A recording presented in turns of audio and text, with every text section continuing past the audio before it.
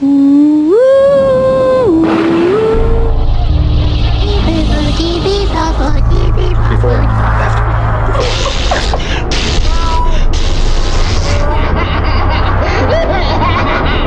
turned out to be completely unreliable assholes. Good morning, Tim. Good morning, Ryan. It's good to be here, good to be back, and hello, everyone. This is another episode of Dismembering Horror. Thanks for being here. That's right. I usually shake your hand. Oh, good to see you. Yeah, good morning. See you too. This is great to be back. And when I say that, I mean we had backlogged tons of episodes, and this is our first time being back in the studio for a while. We're going to be back on this regular schedule, real-time more. The studio. Right. If you only knew how glamorous this studio is. Well, I mean, also, in all fairness, if you knew what I was looking at, which is like you in headphones with a microphone, you know, behind a pop filter. It's a studio. It's official. Anyways. Officially my closet. How's it going? It's going great. Great. I'm excited. We almost recorded our episode last night, but I'm feeling way more primed and ready. Yeah. Woke up excited to do it. Me too. This was an exciting movie. Yeah. So was there anything else? You look great. Actually, you know what? I did want to say this, since this is our first time, you know, as I said, recording since we've released our podcast too. I wanted to say thank you to everyone who has listened. Definitely. Specifically, I know I have a couple friends who have been the more consistent listeners, David and Jesse. Thank you very much for listening. Hi, David and Jesse. And then big thanks too to actually not direct friends. It means a lot, but my friend told me he has two friends who are now friends of ours who have been listening consistently and looking forward to episodes, Kat and Stefan. So thank you both for Kat and Stefan for listening. Hi, Kat and Stefan. It's really cool. So I hope you hear this one, and yeah, hope you continue to enjoy it. I can't wait to the day that one of the four of you like stalks us, or just me. Just stalk me. Can somebody stalk me, please? I just want to be stalked. I say that now, but maybe I'll regret that. You just want a good-natured stalking. Yeah, good-natured stalking. Great. Is there any other kind? I forget. Caffeine does do. I don't normally have coffee, but I was like, this is a special morning, Tim. Anyway, well, we got a lot to say about this movie. Let's get into it. So what did we see last night? Let's talk about where we saw it. Last night we went to the Los Feliz 3. Such a good theater. Walking distance from our studio here. That's right. And the bigger of the three screens if you've been there. And yeah, I was saying when we walked in that every time I've gone there, which is, I don't know, at least half a dozen times, I've only ever been in that one theater. The very horizontal. It's the most horizontal theater. Yeah. I've been to. Like, it's wider very than shallow. It is. Yeah. I like it though. But I have no context for the other ones. So you said they were smaller. They're very small, yeah. Okay. But it's, a different experience. I'm fine with small. Yeah. I saw Mother in one of the smaller ones and it was still great. Oh, cool. I saw Hereditary in the one that we were in. Yeah. Ooh, boy. Yeah.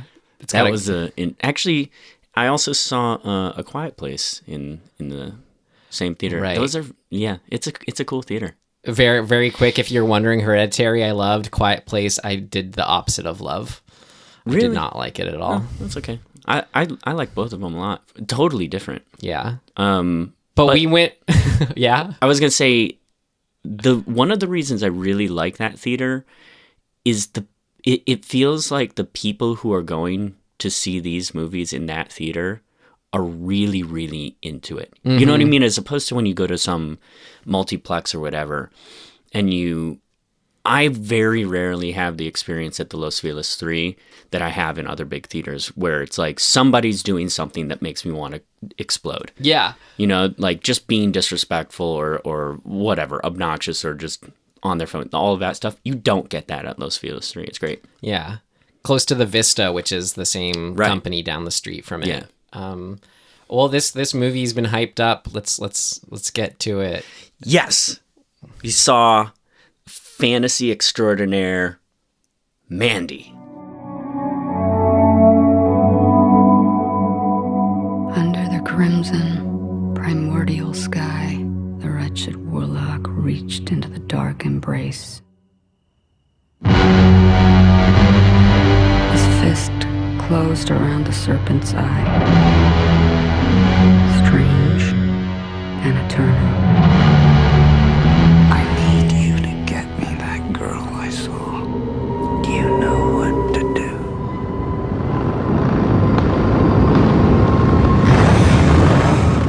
And it is awesome. Great. Yeah. Well, I don't care what you think. It's awesome. We're going to find out. But no, I agree with you. But before we do our rating, should we do our summary of it? Sure. Yeah. Do you want to do it or you want me to do it? I'd love to hear yours. Oh, you want to hear mine? Okay, I'm going to do a really quick, easy one. In the shadows of they're called the Shadow Mountains. In the shadows of the Shadow Mountains by Crystal Lake. Did you catch that one? Yep. A logger, Nicolas Cage, and his, I assume, wife. They have different last names. Oh, okay. So his girlfriend, Mandy, lives sort of a secluded life in the woods, and they are a cult leader, sort of a fanatic cult leader dude and his people target Mandy and come after her because the cult leader needs her.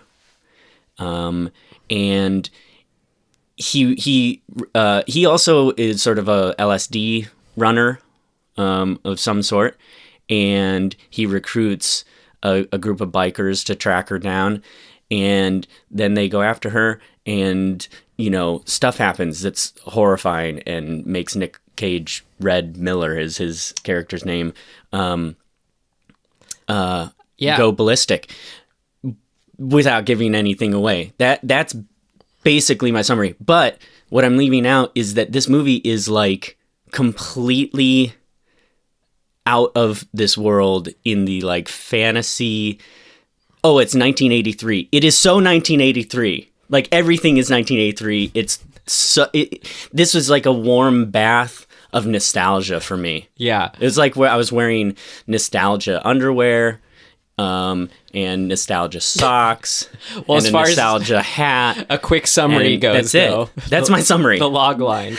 That couldn't. I'm not. I don't want to complain though, because I know I'm the king of run-on summaries, but that's probably exactly what I would have said. But the one thing I wanted clarification on was you said this leader character. Yeah. He needed Mandy. What do you mean by that? Well, the van full of cult people, they probably have a name, right? Yeah, it's funny because he says like these Jesus freaks, hippie freaks. He refers to them. That's right. Both those terms. Yeah. They drive. Mandy is having a smoke and a read along a wooded road, and they drive past her and they like meet eyes, and Jeremiah is captivated by her and feels that like God or Jesus or some entity that she called that she was calling to him. It's her fault. Right. Whether she knew it or not. Right. It was meant to be in his crazed, obsessed eyes. Cool.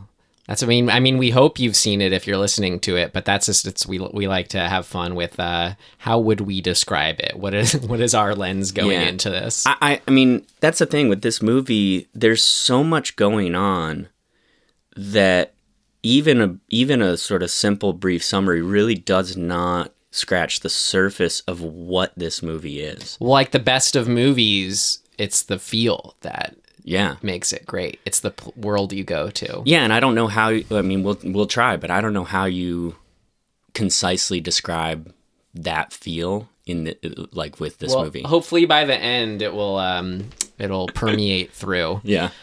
When we talk about it. I think, that's what I connect to, and to transition into how we rated it. That's what I loved about it, is it really did take me to a world and was feel focused. Totally. So what would you rate this in our rating system? Well, so far I think I can't remember if I've said buy this for any movie. I'm pretty Neither sure of us I have not. said it. I would go almost a step further and say like buy this multiple times.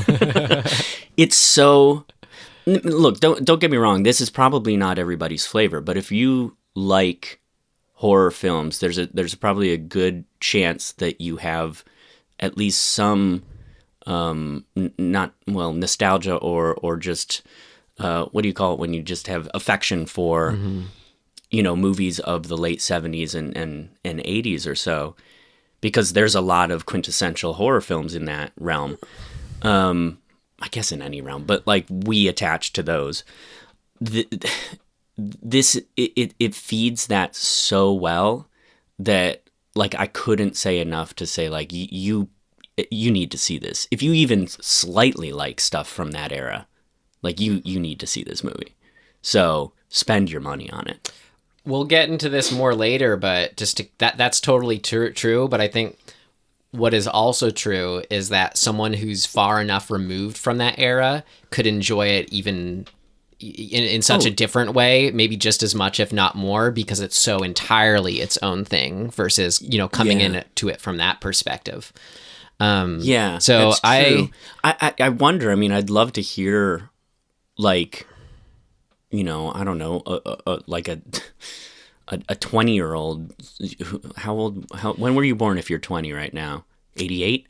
Yeah. Yeah. So, no, that's... No, 98. That's 10 years off. Ugh. No, actually, I follow, shout out to... I'm so old. I don't know if he'll hear this, but shout out to someone I follow on Instagram in the horror community we follow is named John Joe Lyons. And he's like a British guy, super into horror movies, and he just started uni, as they call it there. Oh, yeah. And I think he said, like, this is his favorite movie of all time kind of thing. I was flipping out about it. So yeah. Oh, if he's starting college, he's 20-ish, 18-ish. Exactly. Dude, sweet. That's awesome. Right? So I want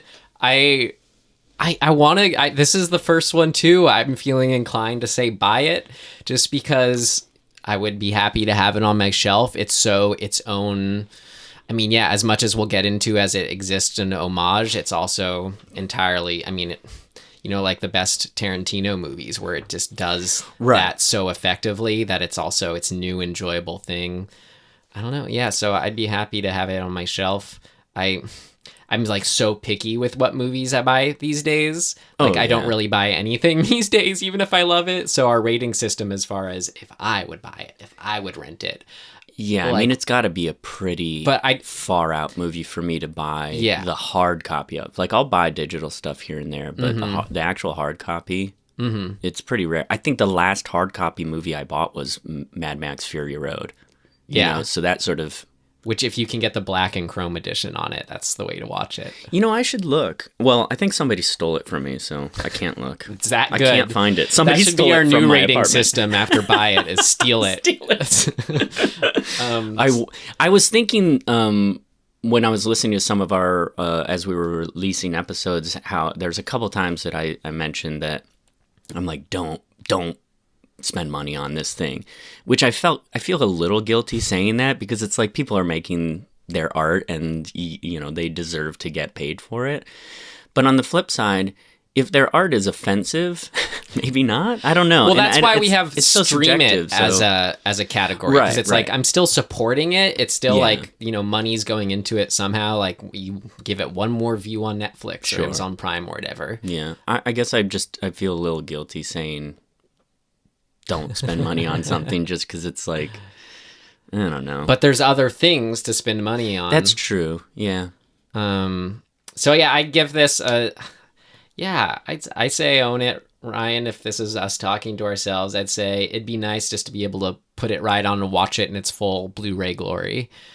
Yeah. Because how it looked was one thing I loved about it. Which, do you want to get into what worked for us? Dude, let's get into it. What worked for you? What worked for you? What worked for you?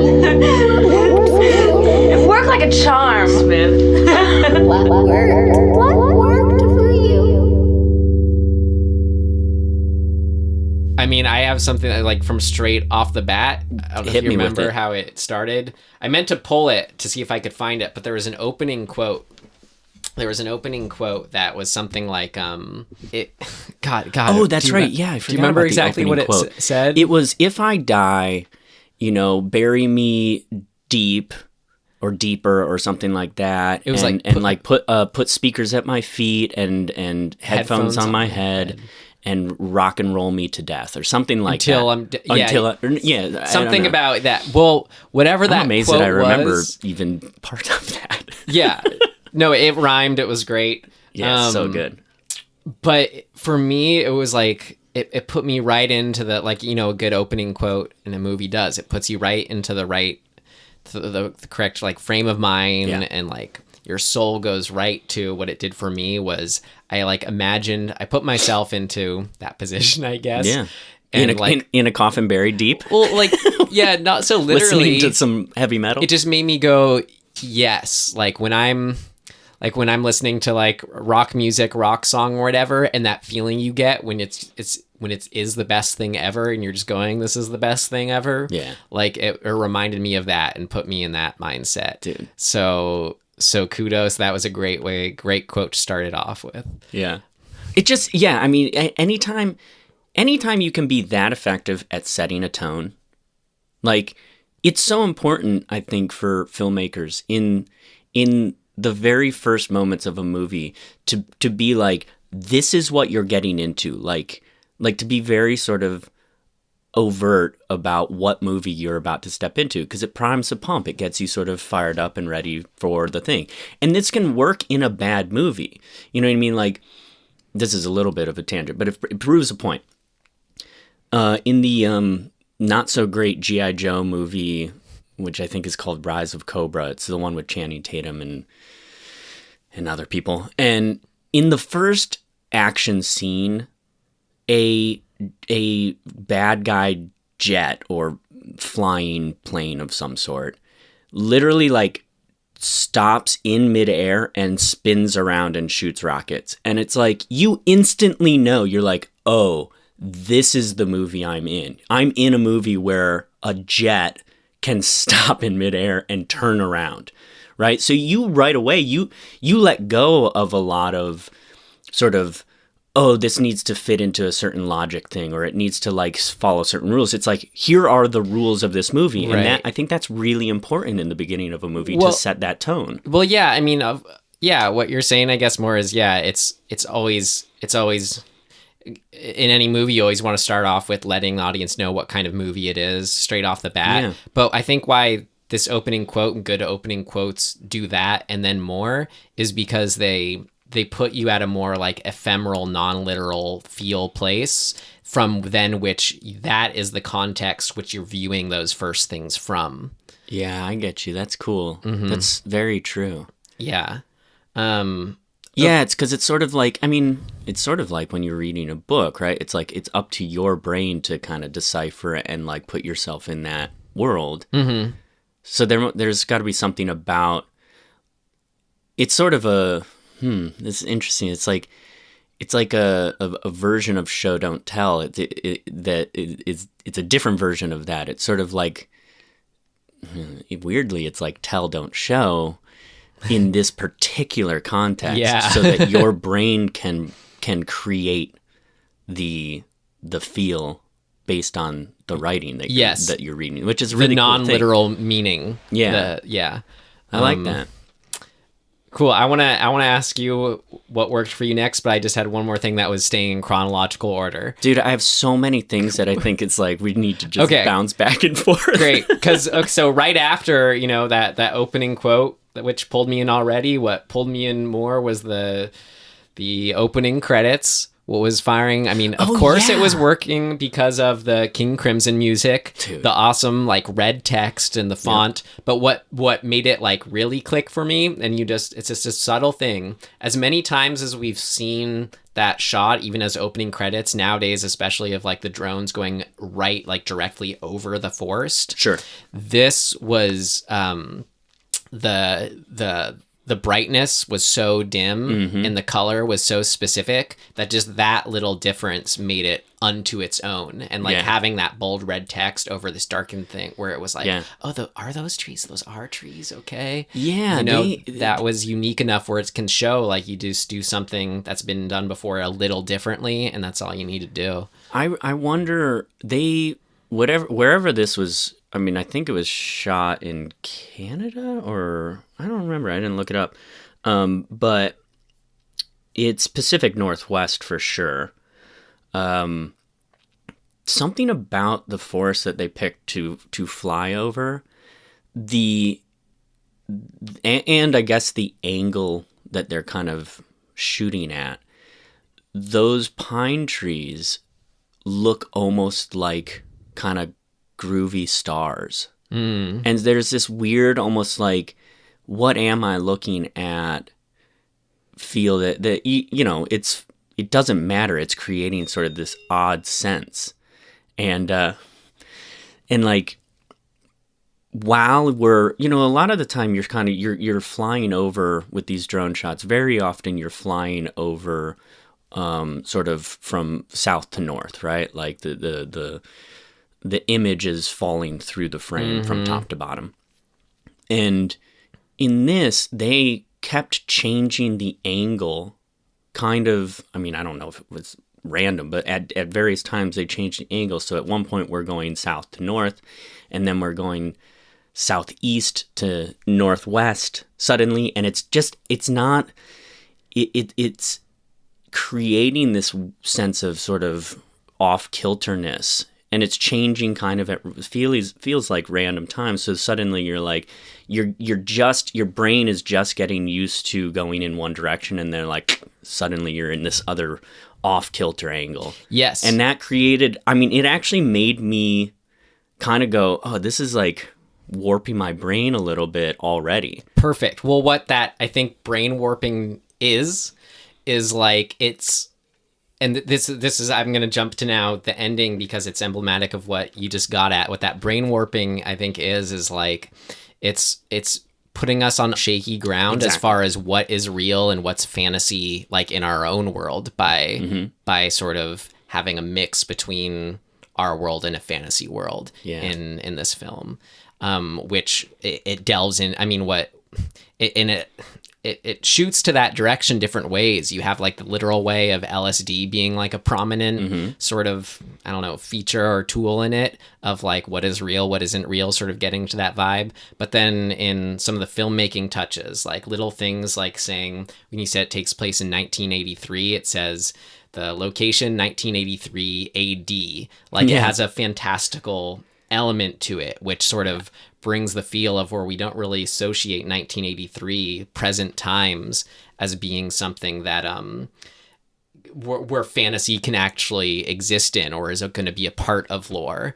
Like, you know, we only think of olden times doing that. So, and then more literally at the ending, the last shot, to jump ahead, is like the ending last shot is where when it goes up, it's like there's a crazy moon or planets or something like that good in the sky. Yeah, it's like a matte painting almost. Right. So it's like right when we think maybe, okay, this is just a story about him in the Northwest Canada or whatever, it's like, okay, but this is also like in some kind of crossover fantasy world. What is it? But it's not. And that uncertainty is what makes it so, I don't know, effective and magical and whatever we were saying. Yeah, I think sort of going off of that, like just the design of this world, it's so fucking cool.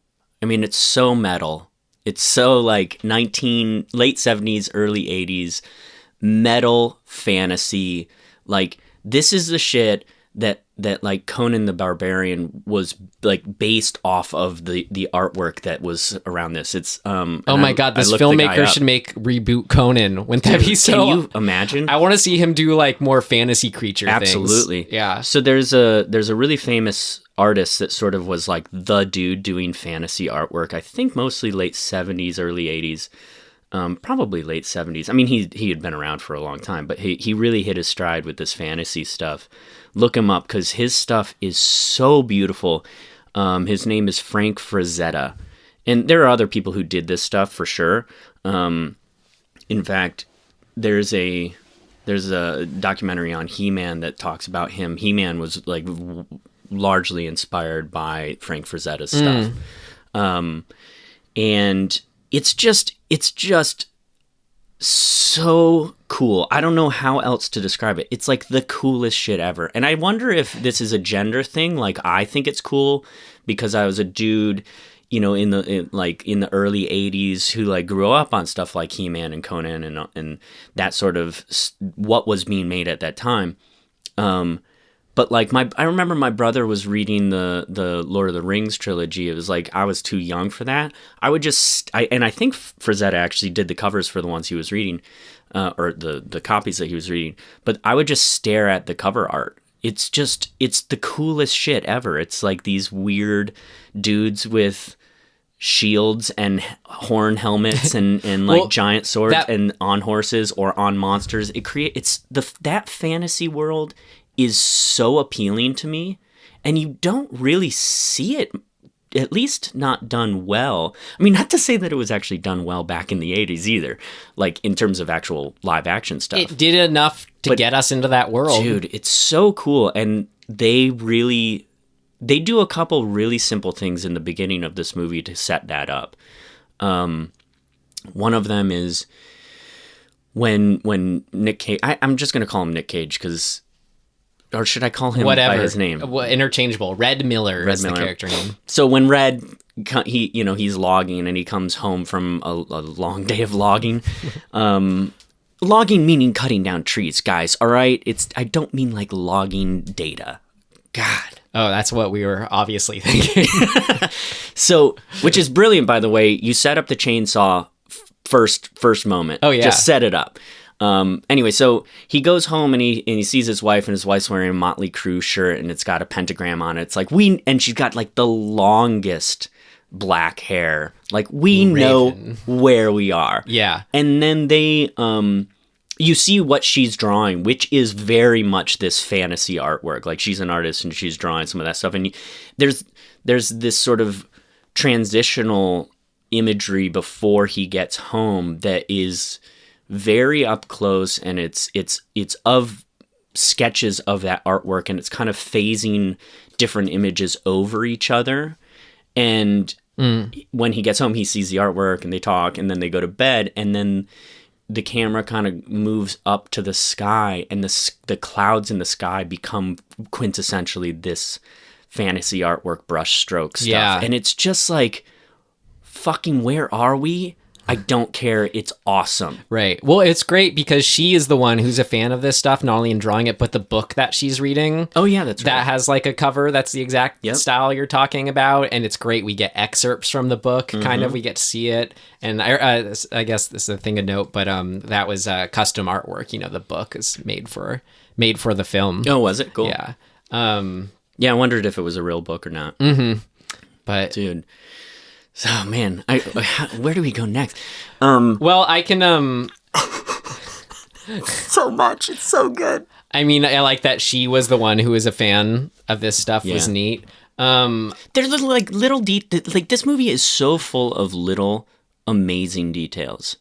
Like, choosing to have her have this little facial scar is just... it doesn't overtly serve a purpose story-wise. It's never referenced. It doesn't, like, we don't get some sort of, flashback or whatever. It doesn't need to mean something. It just characterizes her. It gives us a sense of who she is, that she has had a life of some sort. And you can interpret that however you want, but I think that's a really good lesson in characterization. Especially with female characters, it's so common that they're two-dimensional, and even just having this little scar makes this character more dimensional. And there's all sorts of things like that, how she dresses, how she speaks, all those things add to that. But little details like that, I think, are so important and so often overlooked, especially with women for some reason. It's like, just make them look hot or something is it seems to be often the default. And it's like, dude, let's dig a little deeper. Let's make them, have something to and then them. that actually supports like her alluringness even more. Absolutely. Which is featured. I liked, I mean, we've gotten into, this is, and we'll be continuing to talk about how style heavy this is, but what I wanted to point out what worked for me so well in this sort of in comparison was, have you seen Beyond the Black Rainbow, the director's previous film from 2010? No? So, I don't think so. So that one, I mean, we maybe... should say who the director is. Panos Cosmatos. What a great Cosmatos. name. Yeah. Old Panos. We'll learn So how to good. say the name right, but it's a cool name. Yeah, cool guy. Panos? No idea.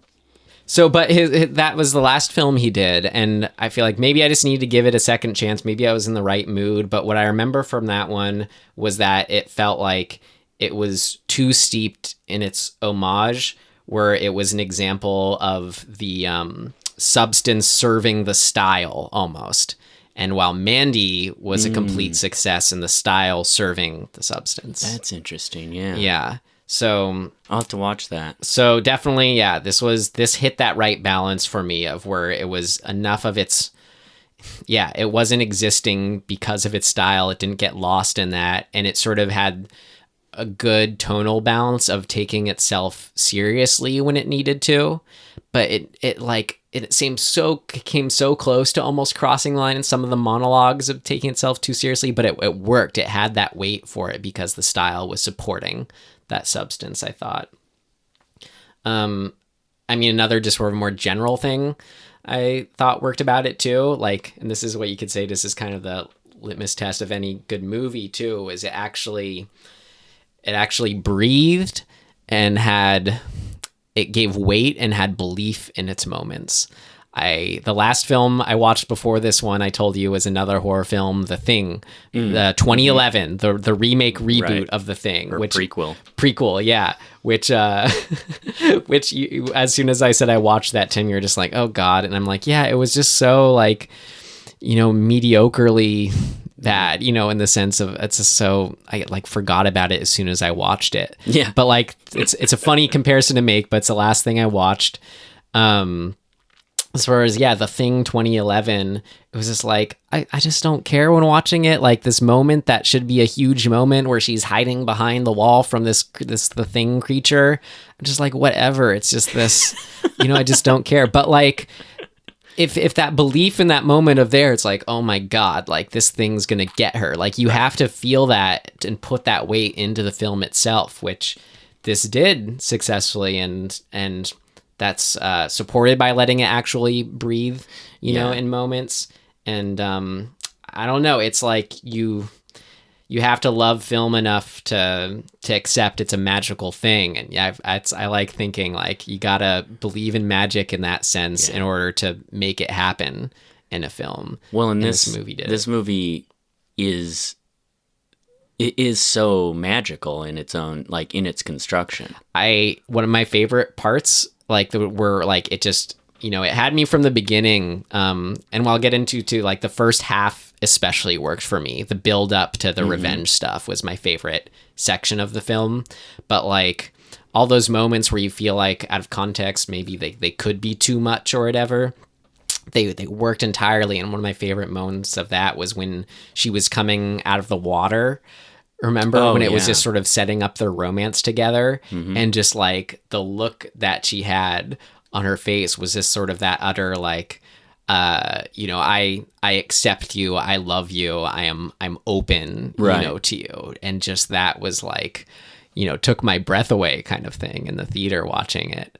Of that there's so woman much. as power, the most powerful force in the universe, And this is important, right? Like story-wise, this is super important because in order for Red Miller to go to the lengths that he does for revenge, you have to believe that how he feels about Mandy is important enough, is deep enough. And having things that make us, the audience, feel like connected to her as a character builds that foundation that when we're like, yeah, he better go get revenge because we love her too. Right. It allowed us to fall in love with her. Yeah. Too, so, you know, and understand why he will do what he does to you know, get revenge. And it was just such an idyllic, like, little fantasy they were living. Like, this is a minor thing in my things that were, I don't know if it's a thing that worked for me, but their house was so cool. I always kind of like dreamed of having a house in a situation like that where it's just like windows everywhere and you're just sleeping under the trees. Yeah, like, it's awesome. Yeah, bed on the floor. Oh, so great. Yeah, I lived in a house with, God, this is in college during the summers. I had a group of friends and I like rented a house for the summer, and it was very in this sort of same vein. It was kind of just a hodgepodge. It's like whoever had built it had just kind of built a room and then added a room and then added a room, and like not Winchester House style, but like it was so 70s. It makes it 70s giant hominess. Yeah, and everything's wood and huge like plexiglass windows and just like such a cool, like you feel like it's because of how it's constructed and where it is, because it was in the same sort of like surrounded by forest.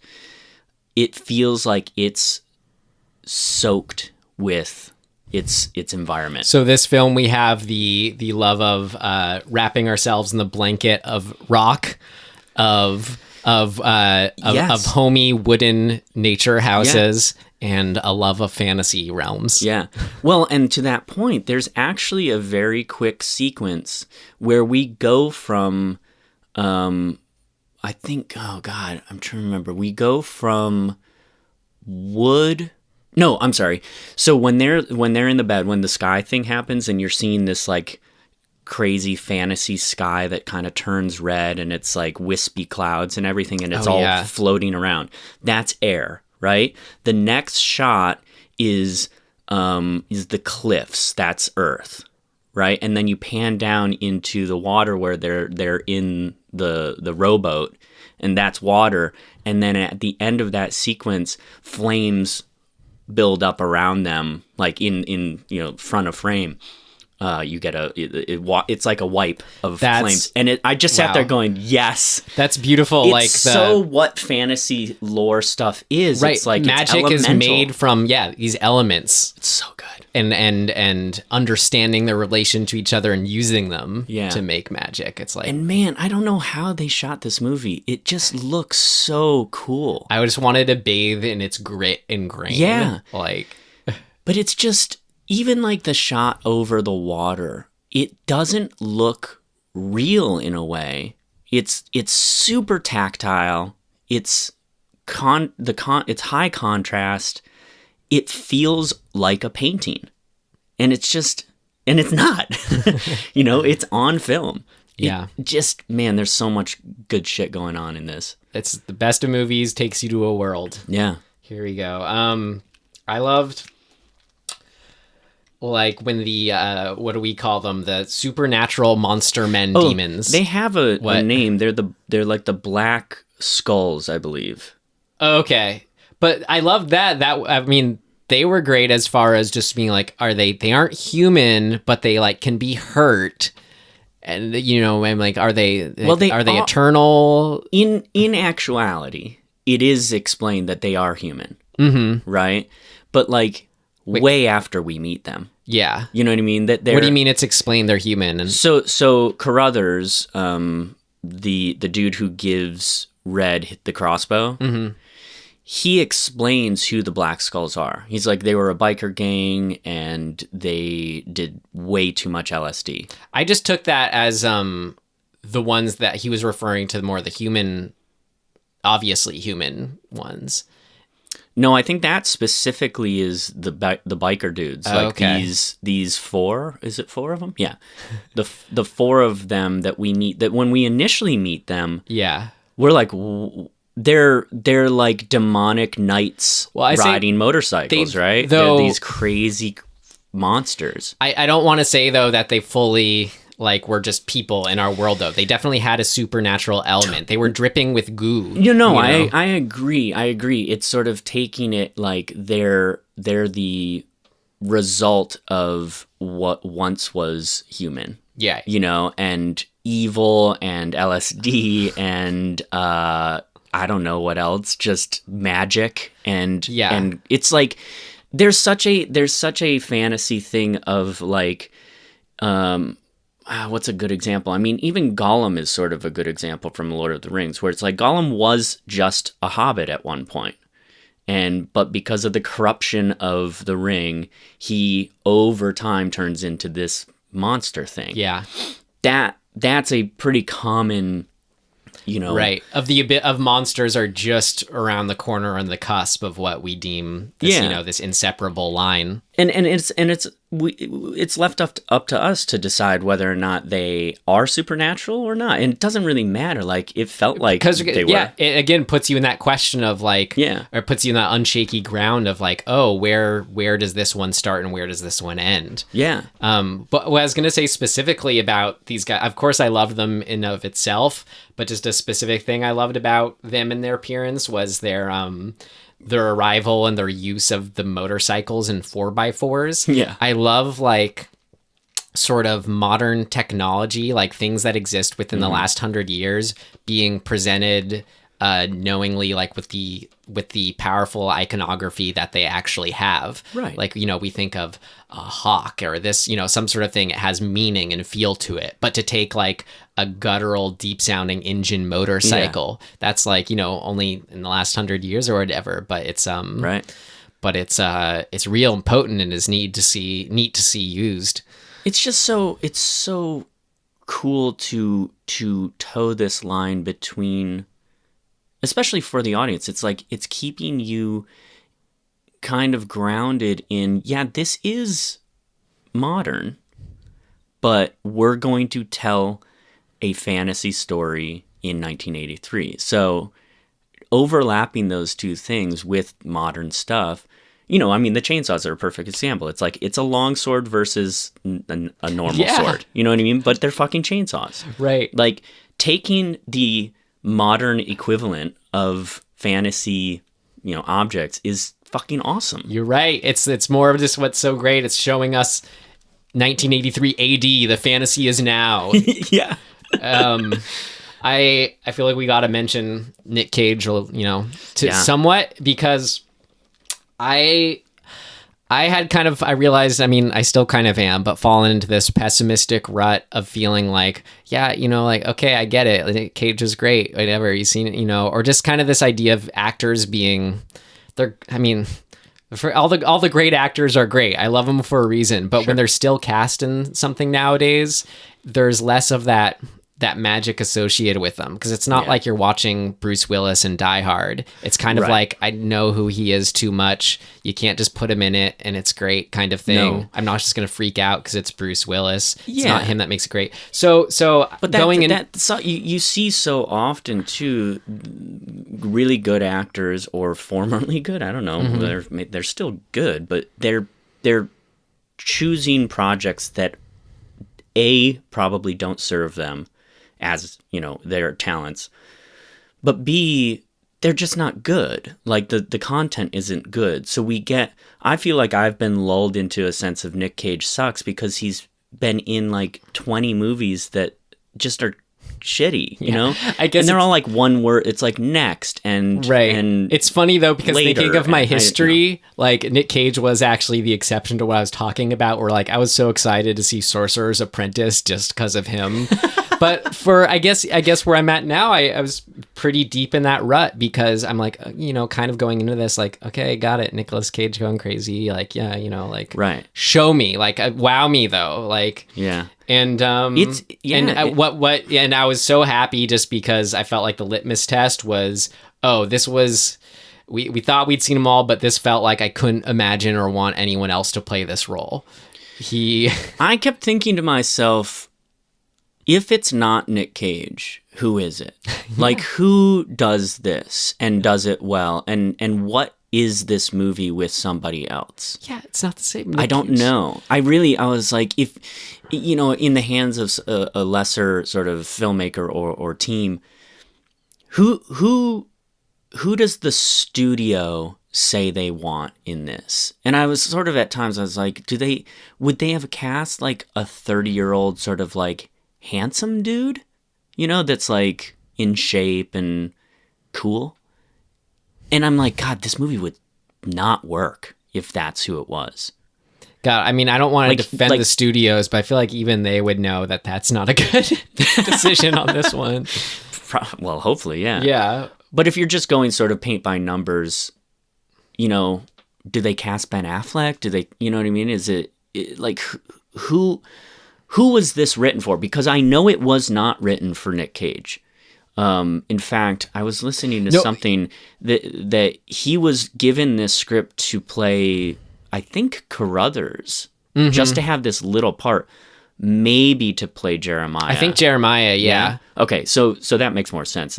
And I thought to myself, while we're watching it, would he, as Jeremiah, be as effective? It's sort of like the equivalent of Keanu Reeves in Bad Batch, just having this sort of like, you know, figurehead figure. Yeah, almost cameoing in that sense, bringing the gravitas where it's needed. Right, and you know, I think this movie could have done fine with Cage as Jeremiah. I think, you know, he can definitely do that, but it showed you how Nick Cage actually works really well for just kind of being a kind of likable everyman when he, you know, just like, all right, this logger, just kind of, you know, we know less about him than we do Mandy as far as his kind of, you know, any sort of, you know, outward interests, but like totally feel for him just in the way he looks at her and the way he, you know, is with his friends and says no to the beer but smokes cigarettes, like little things. Yeah, that's an interesting. You get that right off the bat. You're like, he's that guy. Yeah, and I was so happy to have, you know, the scene where they just let when she's killed and he's what she dies and he's in the bathroom in the shirt and underwear, my God, this scene, drinking, which got like this scene I think is gonna kind of go down in history. Like it's gonna be a scene that people bring up a lot. It was kind of like the best of a lot of scenes, you know. Some people it's specifically his scenes, right? Well, like I was going to say career, kind of like some of the best of the scenes in this kind of movie or this kind of tonal balance where some people are laughing and some people aren't. You know, and both responses are okay. Oh yeah, totally. Yeah, it is such a cool scene. Up to that point. Obviously, we're talking about the scene that pretty much follows his wife being killed. He goes into a bathroom and looks for a bottle of vodka and then drinks from the bottle of vodka and has a meltdown. Right. We hope you've just watched it. Right. So we've been in this very sort of specific visual world up to that point. I'd say, God, if I had to guess, I'd say majority of it's shot probably on like a 55 millimeter lens. It's very like we're in kind of the real world. I mean, there's so much going on visually in terms of effects and filters and like lighting and whatever, but everybody looks pretty much like they exist in a real space. You know, there's no distortion to that other than special effects, but I mean specifically like how we see them in the lens. So there's this grounded kind of sense in regards to the lens, and then we go into this quite small bathroom and it is almost fisheye lens, and like the wallpaper is this very yellow and I guess brown geometric sort of repeating shape thing. It almost, and it's pretty center shot. It almost feels like Wes Anderson suddenly, and it's this weird, like we are in a totally different realm suddenly. And it's such a good lesson to me in how you film a moment in regards to what's going on in the story. Like this moment is different than everything else up to that point. Yeah. And so suddenly you can make that choice as a director to change your lens and like put the character in a completely different environment than what we've seen them in before, specifically for this moment. Well, I think this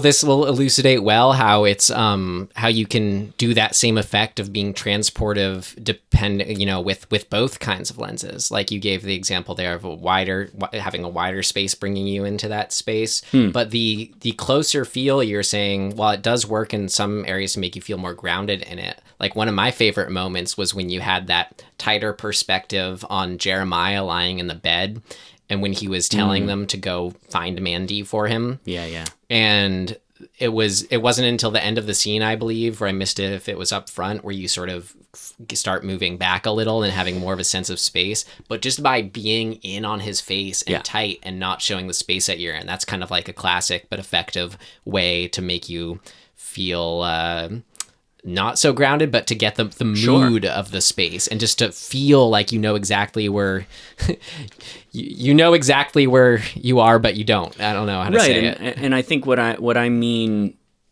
when I'm saying grounded, I guess it's just you're not going to the extremes of distortion. You know, like you're staying in sort of this middle area where it's like it's reality. Like it's shot the way the eye sees, you know, is around, I mean, I guess there's debate over this, but it's around a 50 or 55 millimeter lens generally when you're trying to get close to what we see. And so obviously you do that because you never think about it. And even if you're in a close-up, you're not using, like, remember in Willard when they go way close up on his face, it's like his whole face distorts because they're using this wide lens. And so you could have put a camera with a 55 in his face, and his face would still just sort of look like his face. And it wouldn't have that distorted effect. And, you know, when they put the camera right up on Jeremiah, there's no distortion. It's like we're just in, you know, real, feeling real space. And then we back out. So it's like you're getting kind of a traditional set of shots.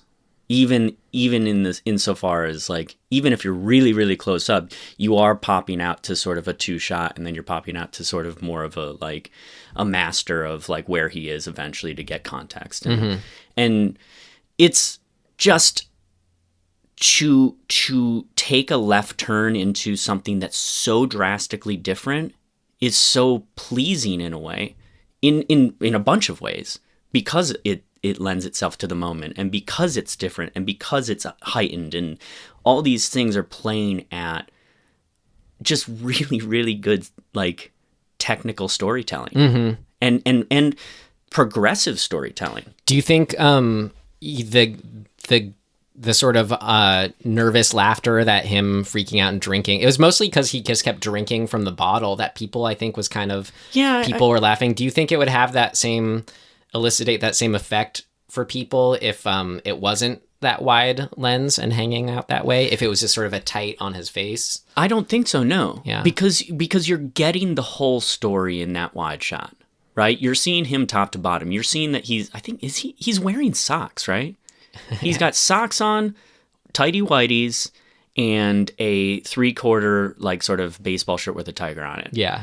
And he's bloody, like his hands are bloody and his face is bloody and whatever. But imagine you shot that, you know, with sort of close-up, medium, close-up, medium, close-up, whatever, right? You are kind of in there. Or with inserts, right? Like if he had reached into the drawer and we get an insert of what's in the drawer. Like all of that stuff I think would hurt the kind of the momentum of... and the overall effect of that scene, because when you're sitting out and just watching somebody behave without cutting away, you get a you I think we pity them a bit more. Voyeurism, you know what I mean? Right? Like it's like you're looking through a window at this entire scene. Right. So you're not in the room necessarily with them. It's rather than feeling for them, as I said, we pity them more. Like it's they're on display for us. Yeah.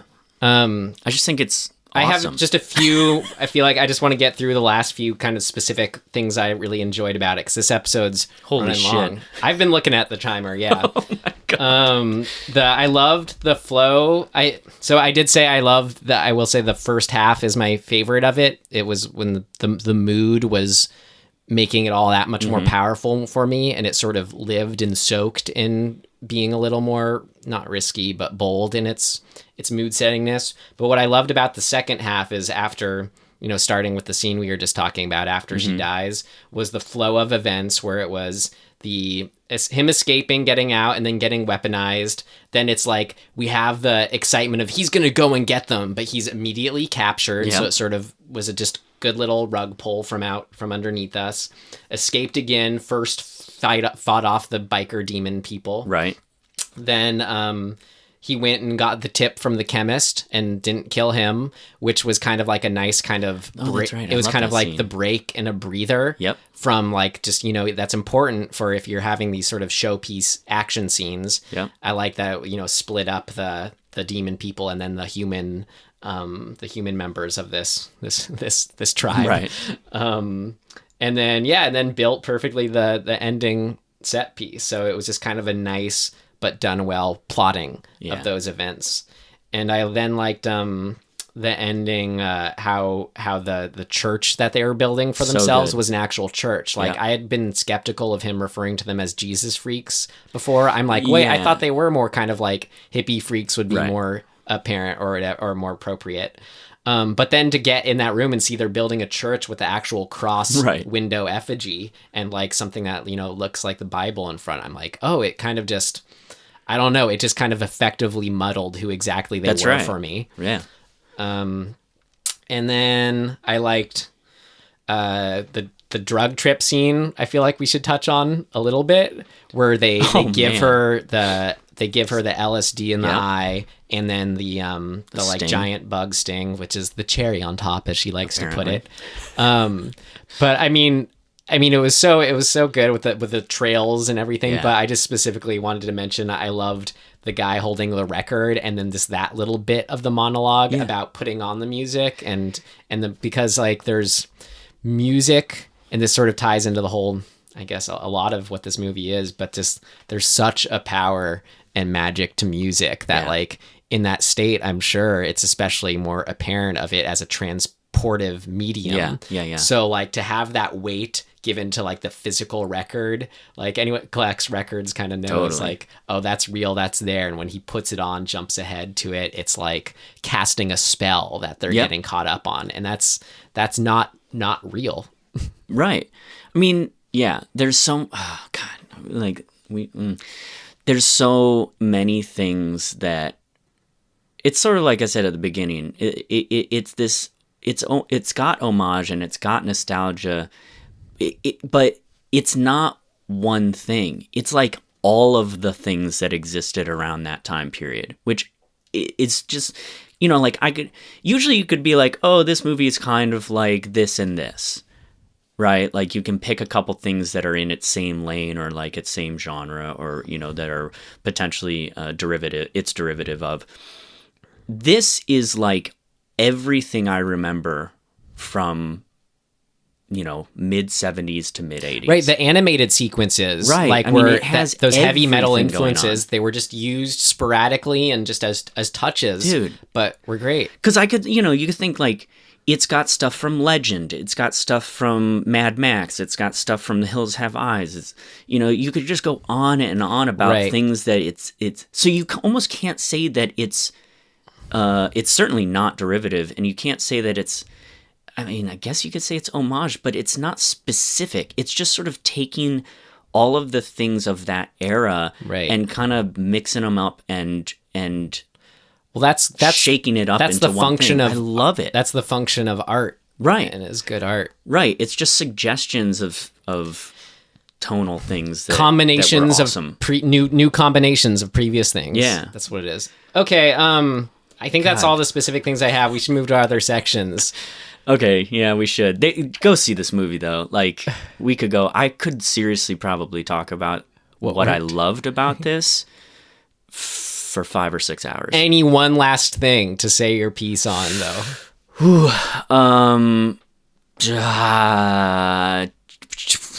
Chainsaw fight.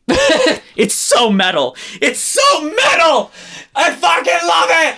It's so fucking metal. And with that, let's talk about if there was anything that didn't work for us. Let's go to it. It's not ready yet. Seems to work okay. No, something important's missing. What did not work?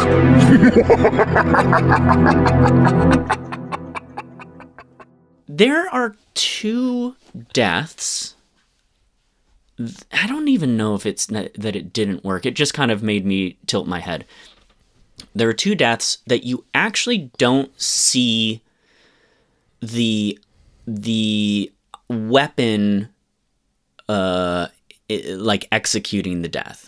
So the big spiked black skull motorcycle guy, Red and him have a fight in a living room, and there's cocaine everywhere. It's great. And he has this giant like sword cod piece. I mean, there's just a lot going on, and it's great. And there's like a porn in the background that's on the whole time. It's so good. Shit, we're in things that didn't work. Okay, so Nick Cage uses a what do you call that? Not an X-Acto knife. What do you call it? A box cutter. He uses a box cutter to kill that guy ultimately. You don't see the act of him stabbing that guy in the throat with it. It's not in shot at all. And I found that kind of weird. What's in shot is just suddenly the guy is gushing blood from his neck. I felt like we saw his motion like close to the neck, but it was sort of from behind or to the side. It's obscured by his body. The way, like the angle that we're at is on the other side of the biker dude getting stabbed, and he's stabbed out of camera, presumably, because suddenly his neck just starts pouring blood into Nick Cage's face. And I thought it was just a little unconventional, I guess, that you don't see the actual impact of that or get a visual context of that's what happened. And so whatever, at the time I just sort of was like, oh, that's a thing.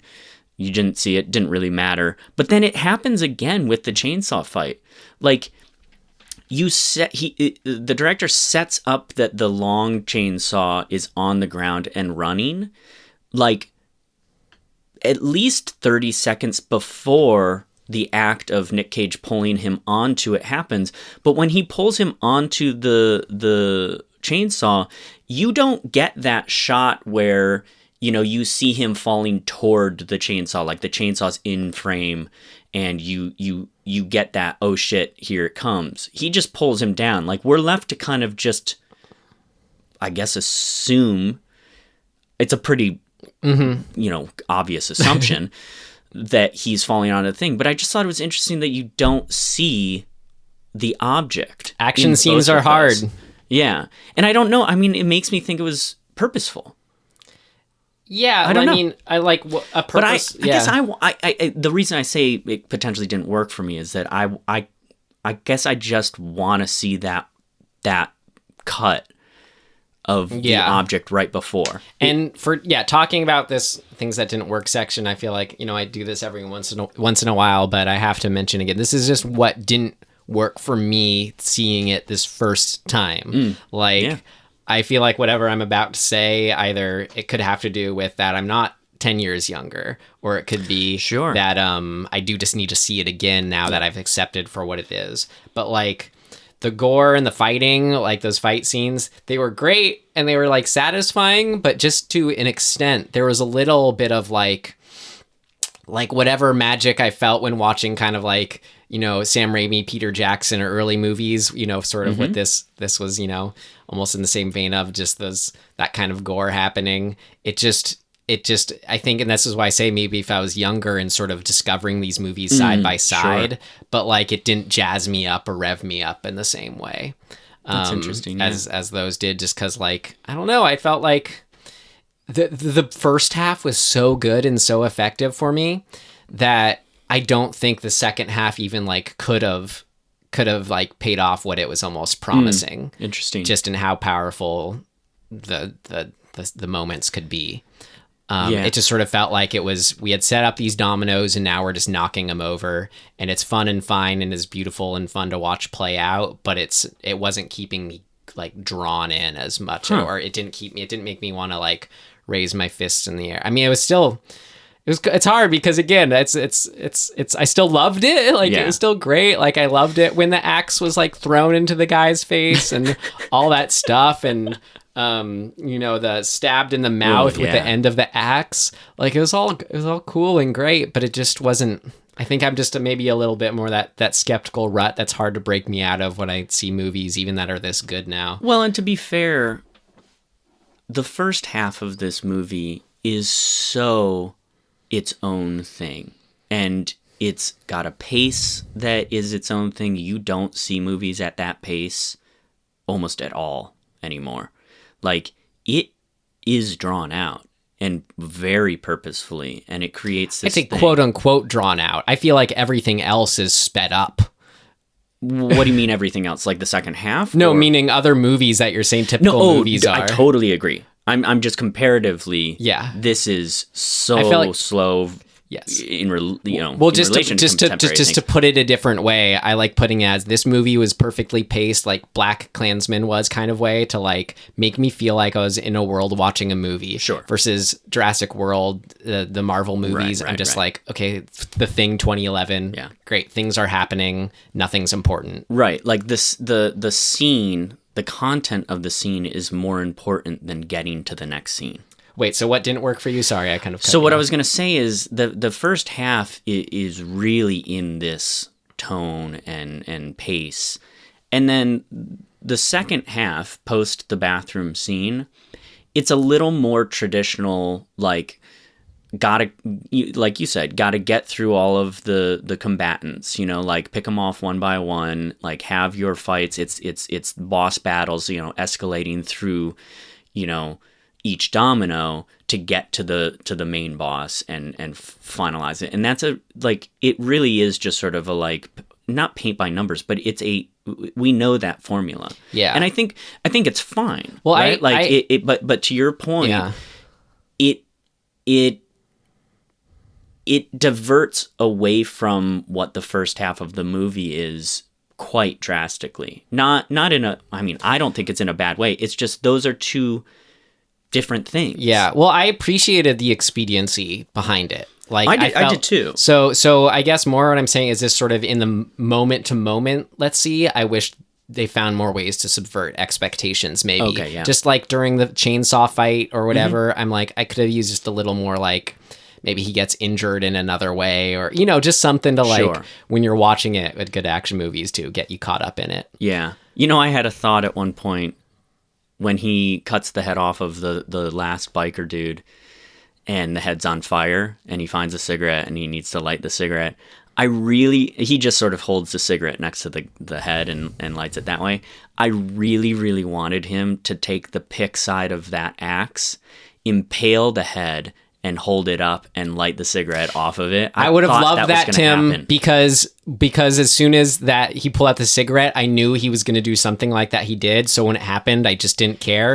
But if he did what you did, then it would be like that little bit of just exceeding, subverting expectations. That would have been great, Tim. Why didn't you do that? I wonder a little bit if this is like you can't have it all in a way. Like you don't have I imagine that this director is... This movie is, I think... Well, I don't know, but I'm assuming this movie is incredibly complex to make. It's so specific down to, like how they're... These scenes are hard to make. Action scenes, special effects scenes. Yeah, to get this movie to look the way it does, that's a tall order and takes a really, really masterful director. And so I think what you can say, you can kind of give him a pass a little bit, or maybe you shouldn't, but you can see why a thing like that doesn't happen. And no, I don't know though, because like you just gave a perfect example. Like if he's coming from such a place of, combining all these old things, feels, tropes, homage, he's doing that to serve to serve, you know, the whole movie in all these great ways we've mentioned, then in the screenwriting, it would be neat just in okay, so I am doing a fight scene that goes back to my love of these, you know, Right. Conan fight scenes or Yeah, yeah, whatever. Like, so what do I do so it's not just exactly those before, as Sure. awesome as it was? That's, you know, the Tarantino effect. Like, you still make it successful by playing with our modern expectations. Right. And exactly that. I think if he had used the axe to cut off the head, then light his cigarette, that would have made me go, great. Otherwise, it did just play out exactly as Yeah. I saw. And that's in the writing phase of it. And So- also, for all we know, they shot it that way, and something about it didn't feel right, and they just Yeah. made a choice. We don't know, but that's true, but Yeah. it's still not. but if you what wanted we this saw, movie to be, you know, then I would just cut that moment. You know, don't. well, sure, yeah. If you wanted this movie to be the ultimate metal movie, you impale that head and light your cigarette off of it. Right. Well, I mean, it could just be when you're making, you know, when you're making it like so much successfully banked on this sort of new reappropriation of the style that it can be easy to overlook or Right. forget things in the screenwriting stage of how it Totally. also applies to that level. Yeah. Which, like, a good example is like I just said of how I mean, example where it wasn't this, where it worked well, was like having him when he sets off to fight them, and you know, with the crossbow and everything, and immediately gets captured. Yeah. Like, that was a good, keeps us in it. That's Yep. what I said. So that's, I guess, to bring it all back to the saying in a more micro sense in the fracases themselves in the second half. I wish there was a little more to kind of, I don't know, it felt like it was playing out in a way where I saw each scene happening as soon as it started. Yeah, I get that. So that was it. Can we go to things of note? Do you have anything else that was kind of nitpicky for you? Because that's what it would be for this one. really. Let's do it then, because this is long. Okay. Things of note.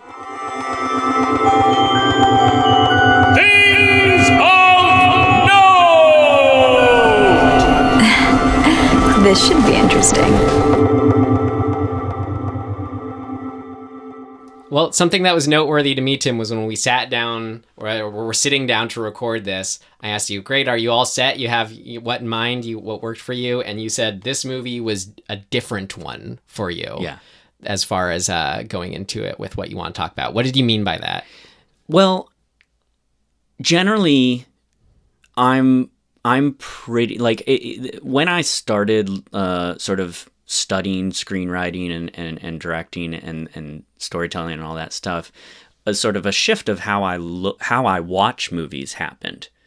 And you know, early on when you're just learning structure and you're learning like the ins and outs of certain things, you're really tuned in to looking for those things. And I found that two things were happening. One was I was in a way almost enjoying the movie less, even if I was like, oh cool, they're doing what I've just learned, but I wasn't watching the movie just to watch the movie and sort of enjoy it. And also, when I would watch movies with friends, I'd be compelled to sort of point those things out just for my own sort of edification and to be like, oh, cool, I learned a thing and they're doing the thing. Like, isn't that awesome? And people would be like, it's really fucking annoying. Can you stop doing that? Like, and just watch the movie. This movie, it like eliminated that part of me in a way, because the world is so deeply constructed that I'm like, I'm on the ride. I could probably spend a lot of time focusing on those things technically and like making notes about them, but honestly, it would be like a fucking novel for me to write down everything that, you know, sort of filmmaking wise, it would be never ending. I was like, I can't even write notes for this. Like it was such a visceral experience that I like, and we're going way longer than we usually do because I could just go on and on and on about it. Like, I don't need notes. So it was the fact that this is a buy it, the first one of the totally it's the buy it. Yeah, I mean that's really it. It's such a it's such a bath that I'm in. You know, like I feel like this movie is like the warmest, most amazing bath of filmmaking. This is why I tell you gotta see more of the classics, the 5-star classics in theaters. Yeah, I wonder how much the theater part of this mattered, because I considered watching it, because you can buy this movie on Amazon now, like while it's in theaters. So choosing to go see it in the theater rather than doing that, I think was a very good decision. Yeah. I mean, I'm a proponent. I know you are. Yeah. I like watching movies by myself at home. So, you know what I mean? It's like... Great. Well, that was a thing of note for me, was that you said that going into this episode. So that's it. That's your thing of note. No, yeah, I mean, that was a thing of note I wrote down That's as soon hilarious. as you said it. A thing of note I thought was I had heard of this is the first film that I've heard of that was partially funded by a fan-owned investment company called Legion M. Yeah, which I've heard of them. Yeah, I'd heard about it. I think I saw like someone from there give a talk once or something. But I thought that was interesting and noteworthy because, I wanted to be skeptical about it, like anything, of like, all right, well, what kind of good movies are they going to let through? What will this help make? And hey, it helped lead to Mandy, so that's pretty cool. Right. I have, so the actor that plays Carruthers, you have that as a thing? Yeah. Okay, cool. He's awesome. He's in Predator. What's his name? Bill Duke. Thank you, Bill Duke. He's great. Yeah, I immediately recognized him from something I didn't know, but then it's like, oh god, Predator. He's got those eyes. I know, man. He's that so sunken good. face and those eyes, and looks pretty similar to how he did 30 years ago. He's lost weight, as you do as you get older a lot of the time. But that's it. Like, not in a bad way. He's just a slightly thinner dude. Mm-hmm. What else did I have? A sort of a sad thing at the end of the movie. They say in memory of, I think his name is Johann Johannes, who's the composer. Yeah, I guess he died before this was released. Yeah. Which is a bummer. Because the score is great. I mean, the music is great. I'm sure it's available on vinyl. Yeah, oh my God. Go buy it. Yes. I want that. Well, thank you for your work and fitting last job. Sorry. Definitely. I mean, I hope could have been I'm sure Panos's films are going to be, more and more in this vein. I hope he makes his Conan or Kroll movie next. Right. And it will be sad that Johann Johannes can't join for it. But thank you for your work here. I thought it was interesting when this is kind of coming off of how you said at the beginning, this theater is a good place to see movies at. People seem into the movies in. I thought it was interesting, noteworthy. People feel a little too cool to clap these days when you see a movie. But I'd say the audience was maybe a quarter full of a relatively small theater. Yeah, maybe a third. I don't know. It's pretty. I want to say that, but I felt like, Anyway, there's enough people clapped at the end, was into it. And someone even said, that was great. Right? I thought that was neat. Something you kind of only see at repertory theaters of old movies nowadays. Yeah. That was cool. I only have one more noteworthy thing. Do you have anything else? No, I think that's it for me. I'm sure. I mean, sure, but no. There's I just wanted to mention that there is a quote that I recognize that was reappropriated in this film, and I just wanted to give some context to it. And it was a quote that was cut off, which, if there's meaning behind that, I'll leave that open to interpretation. But when he, the guy that he stabs in the mouth with the end of the axe, he was in the middle of saying the quote, "It's better to burn out than to fade away." Oh, sure. When referring to Mandy burning on fire, which I think was... I guess that's, why he's worth being stabbed in the mouth. That's too much of a literal take on that quote. But that is actually, I'm a huge Neil Young fan, and that quote is from, I believe it's originally from this, he wrote it, but from his song, Hey, Hey, My, Out of the Blue into the Black. So great song, if you haven't heard it. And wise Neil Young. Again, just going back to how seeped in the era this movie is. It's from all angles, it's getting in there, and it's so well layered and constructed to sort of just live in that time. So good. And a little, it's so good. A little more context though with that quote too is it became more infamous in the sense that it was in Kurt Cobain's suicide note. That's right. Which I know Neil Young made him feel pretty kind of. But bummed him out as it would and should. Yeah. Okay, so any recommendations? I do have one, totally unrelated, but I've been reading the novel Under the Skin, oh damn it, I forget the name of the author. Anyway, it's easy to find. Which they made a movie of. Jonathan Glazer, I think, was the director. I think that's right. Which I love the movie too, but definitely read the book. The book is really cool and weird, and like it's otherworldly, but it takes place in like modern Scotland. It's trippy and cool and freaky and weird, and like you don't know what's going on, but it's so good. And then go watch the movie because the movie's great. Great. Mine is, I brought a little postcard here from when I saw it. Don't Leave Home, an Irish urban legend. And it's by the filmmaker whose previous 2 films I really loved. His name's Michael Tully. And he made the film called Septian and Ping Pong Summer. And now this film, which talk about 80s homage, but being its own beautiful thing. Watch Ping Pong Summer. But that's not my recommendation because this is, I figured, more horror themed, if you can tell by the poster. Yeah. Don't Leave Home, a wonderfully atmospheric waking nightmare, says The Verge. And it's available in theaters and on demand. I saw it at the Arena Cine Lounge, got to see it in theaters. And it was cool because I don't want to say it was anything like excellent or revelatory in any way, but it felt like it was just trying to be its own thing, so like enough that I enjoyed it so much for that. And the sort of level of horror that it hit felt more like a I think like this, you even mentioned this in some interviews, but like a sort of old like Disney horror movie, Something Wicked This Way Comes kind of vibe.